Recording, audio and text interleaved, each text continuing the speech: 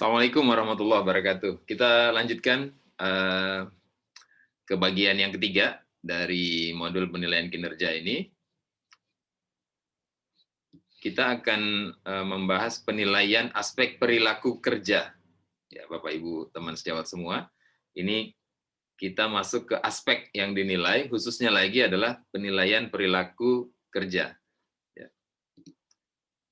Baik, ini saya kembali mengingatkan ya untuk melihat lagi human asset values itu ya. Nah, di situ nanti akan ada sumbu horizontal dan vertikal. Ya. Vertikalnya itu perilaku, horizontalnya kinerja. Ya. Bukan perilaku, maaf. Horizontalnya, vertikalnya itu potensi. Nah, supaya tidak terlalu ribet mengukurnya, maka untuk ini konteksnya kita menyarankan gunakan perilaku ini sebagai salah satu instrumen untuk mengukur potensi. Ya. Ditambahkan yang lain juga boleh, misalnya potensi akademik, ya itu juga bisa. Misalnya kecocokan job match, ya job match antara misalnya ya DISC-nya dengan posisinya sekarang, match-nya seperti apa itu juga bisa. Nah, untuk kali ini kita menyarankan kita gunakan perilaku kerja.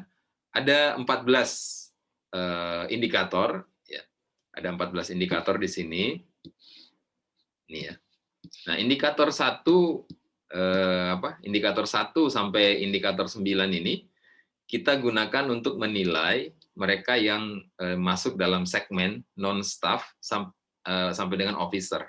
Non-staff itu misalnya outsourcing, itu kan non-staff ya.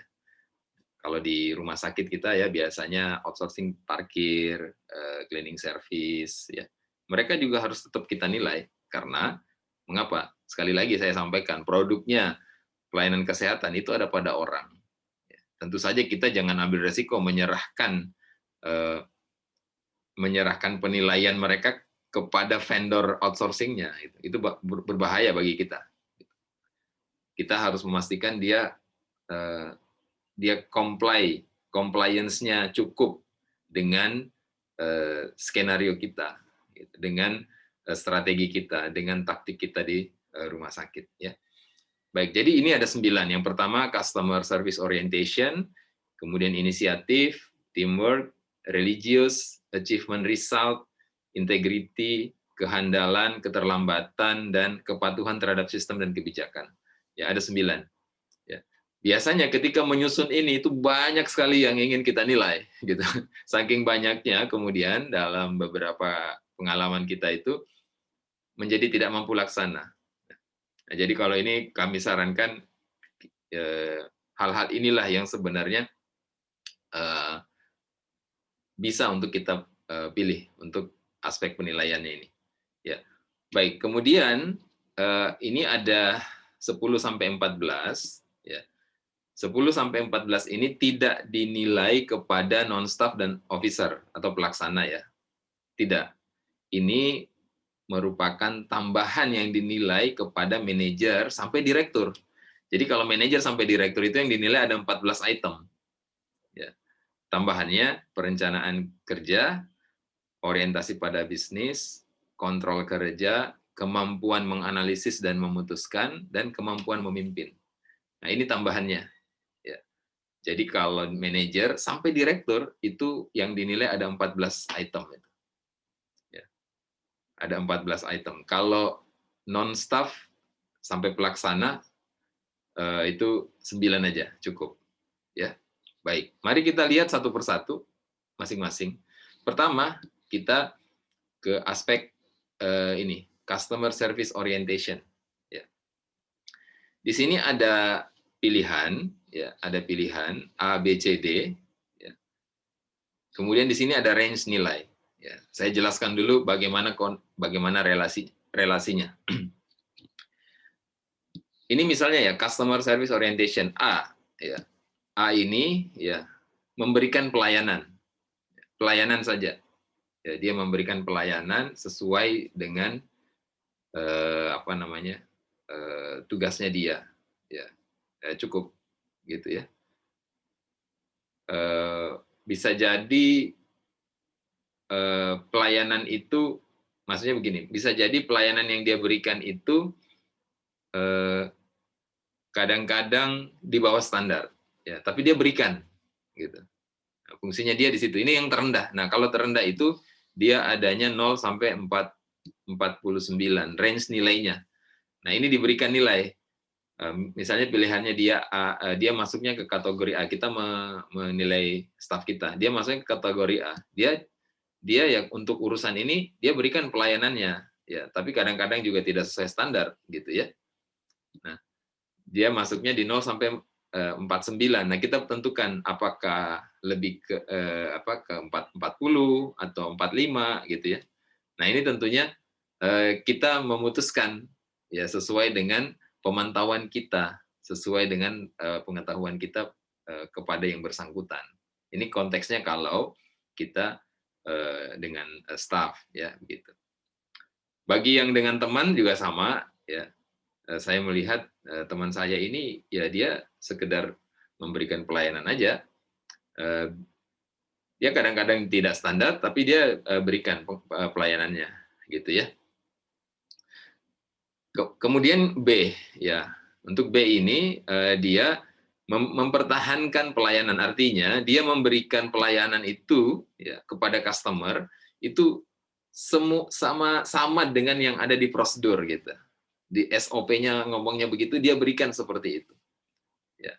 Nah, itu kita beri skor ya, 50 sampai 59. Silakan diputuskan apakah dia 50 ya atau 55 atau berapa. Nah, yang penting dalam range itu ya. Range-nya di sini ya. Ya. Bapak Ibu teman semuanya, ini range-nya ya. Kemudian C ya. Kalau C ini mencakup yang B, dia mempertahankan pelayanan sesuai SPO, tapi dia juga ada upaya-upaya untuk meningkatkan pelayanan.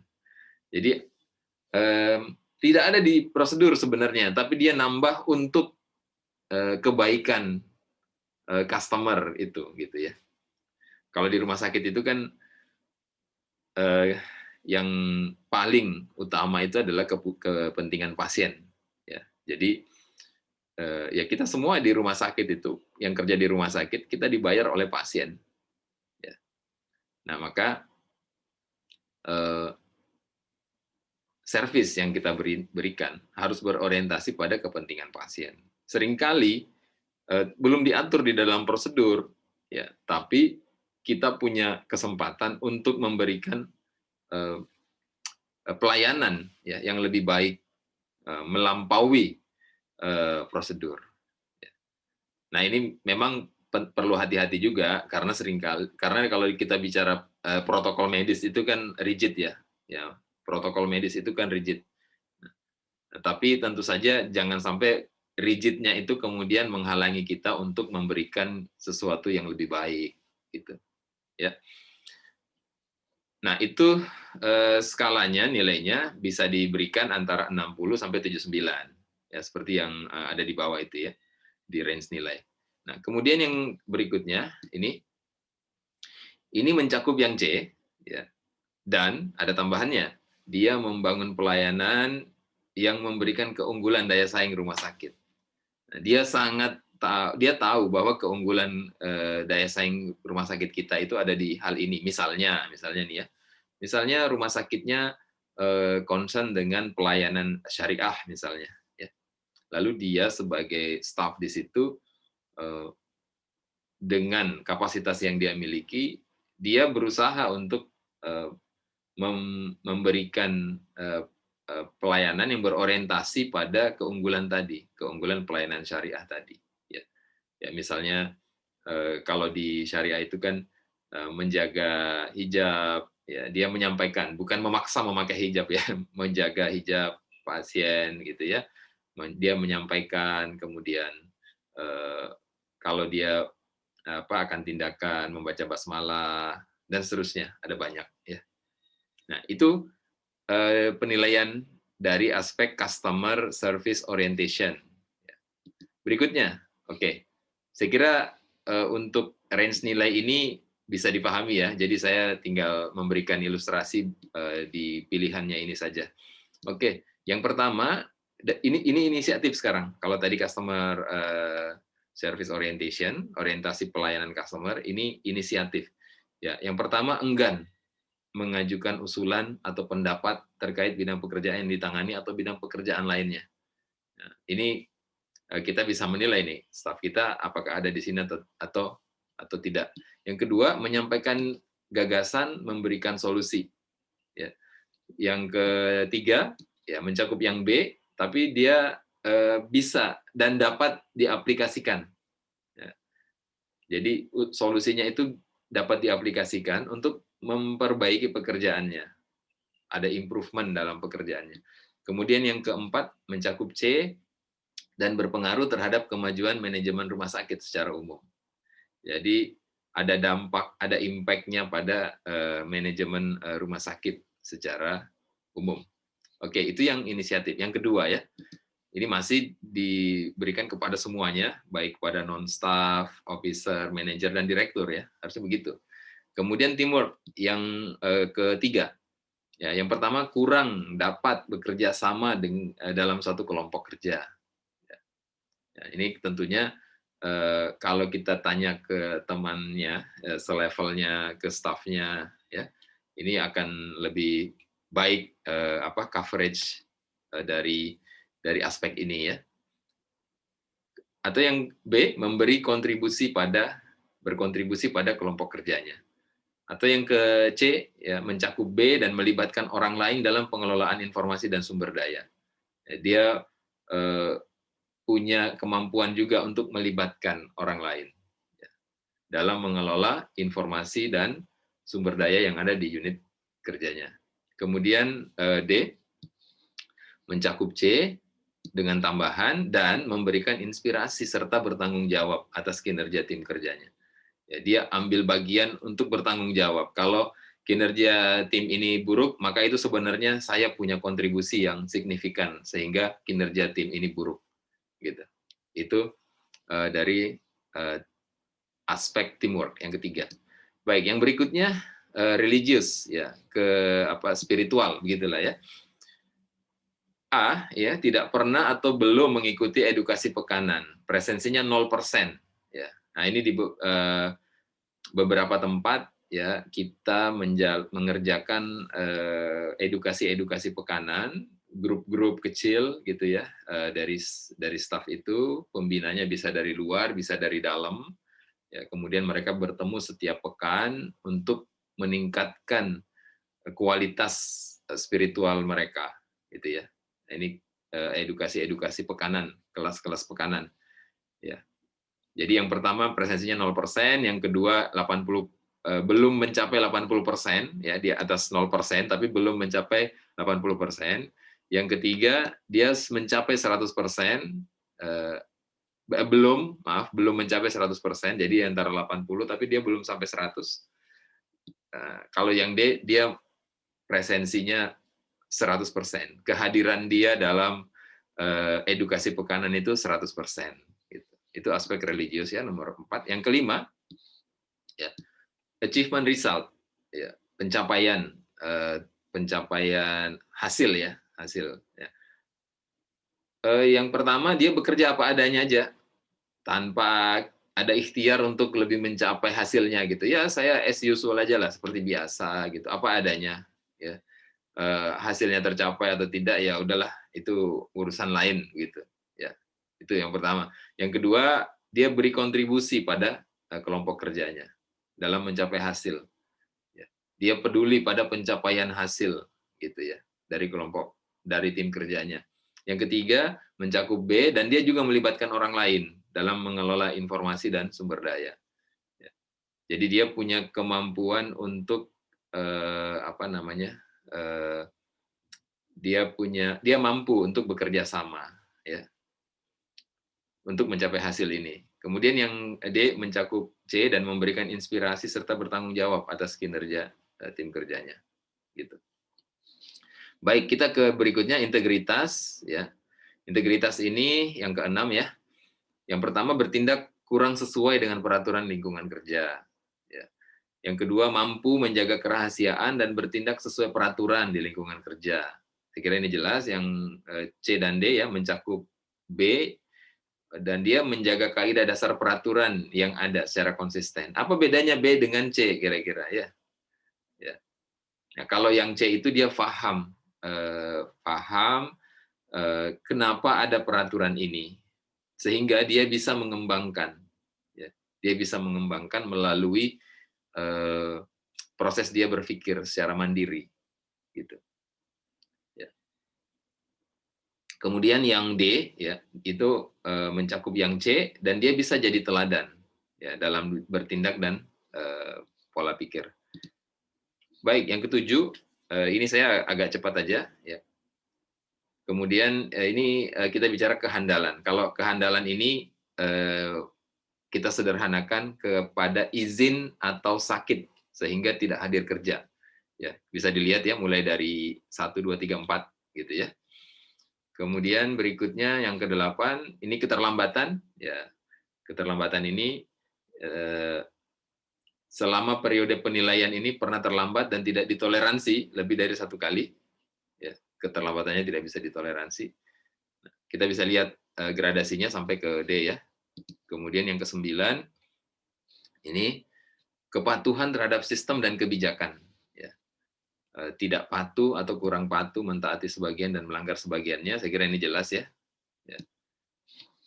Kemudian 10 perencanaan kerja. Nah ini kita mulai masuk ke indikator atau aspek yang dinilai pada level manajer hingga ke direktur gitu ya. Manajer itu intinya frontline, middle, ya, dan sampai top. Ya. Ini perencanaan kinerja. Ya, mulai yang pertama ini tidak pernah membuat perencanaan penyelesaian pekerjaannya dilakukan tanpa pola yang jelas. Ya.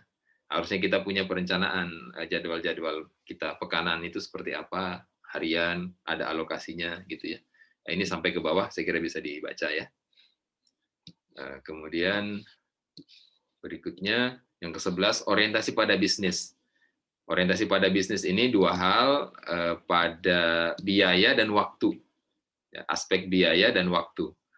Kapan selesainya, kemudian berapa besar biaya yang dikonsumsi. Nah, 2 hal ini kunci pada orientasi bisnis. Ya, gitu. Semakin besar biayanya, semakin lama waktunya, maka resikonya itu juga akan semakin meningkat. Gitu ya. Resiko dampak begitu ya. Nah, ini bisa dibaca ya. Kemudian yang ke-12 ini kontrol kerja, pengendalian kerja. Ya.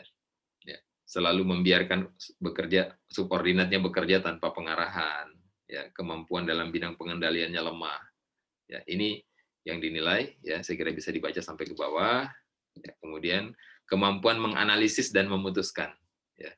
Mulai dari dia tidak memahami masalah-masalah apa yang dihadapi di timnya, ya, sampai ke bawah ya, baik pilihannya ini.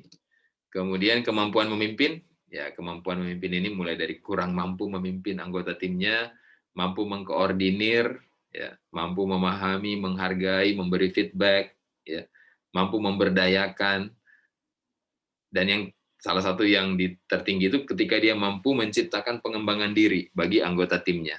Ya, jadi dia tidak kemudian takut disaingi gitu ya. Pemimpin yang baik itu, ya, Bapak Ibu teman sejawat semua, pemimpin yang baik itu, ini kata guru saya ya, adalah ketika orang-orang yang dipimpinnya merasa mereka mengerjakan sesuatu itu karena didorong oleh pimpinannya.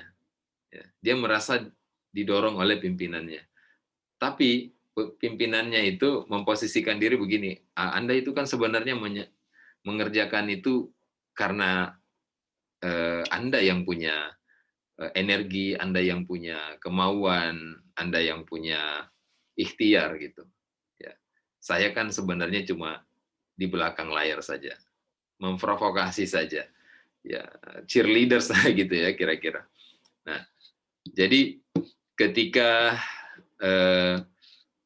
timnya merasa pimpinannya itu memberikan inspirasi untuk mereka bergerak. Tapi mereka bergerak itu sebenarnya tanpa pimpinannya hadir di mereka itu juga mereka bisa mengerjakan itu. Maka itu sebenarnya kepemimpinan yang baik. Ya. Oke, sekarang kita masuk ke rekomendasi hasil penilaian kinerja. Tapi kelihatannya kita harus break dulu karena ini sudah 20 menit. Silakan dinikmati breaknya.